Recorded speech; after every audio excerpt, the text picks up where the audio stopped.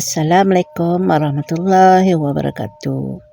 Ini majlis makan lepas akad nikah tadi ya. Ni pagi hari ni. Makan dalam pukul 9 pagi itulah.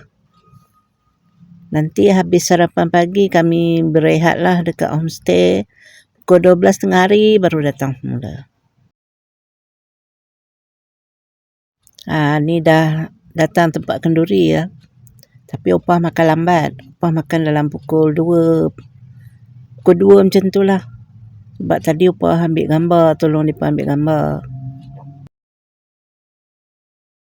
Selamat menjamu selera.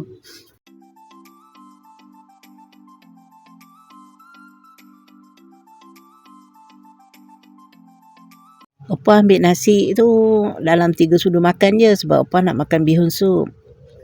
Opah ambil daging masak hitam 2 ketul, daging gulai ubi kentang tu, daging cincang, gulai kari, tu timun jelata.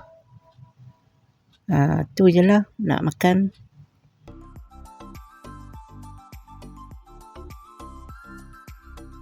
Nasinya nasi hujan panas kalau tak silap lah.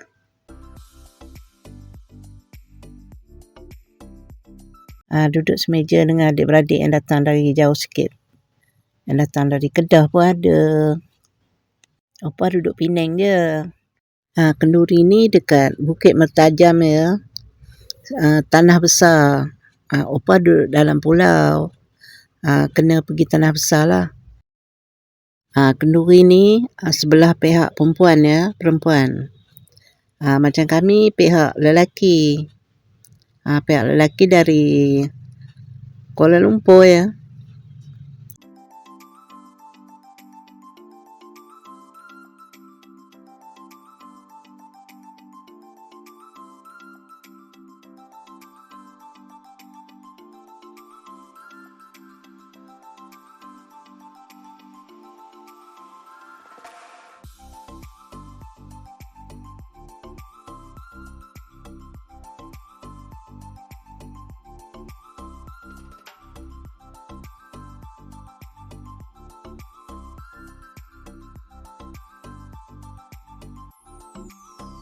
Jom kita try bihun sup.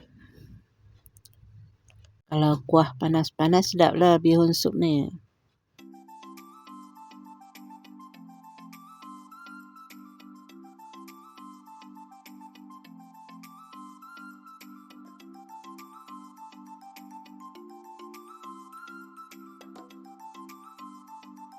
Ni ada kuih lama ya, kuih wajik. Kalau belah-belah Penang ni panggil, Penang dengan Kedah disebut pulut kacau ya. Ada kuih-muih yang lain lagi banyak.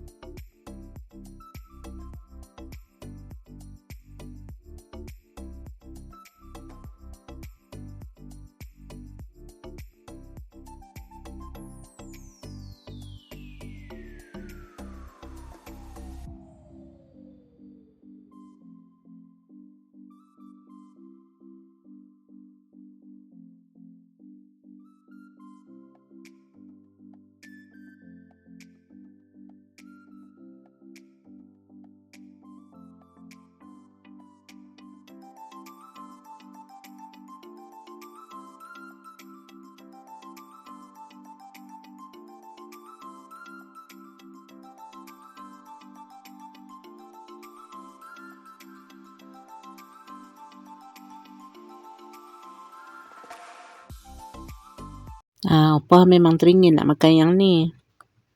Tu opah makan ya. Selamat makan, selamat mencuba.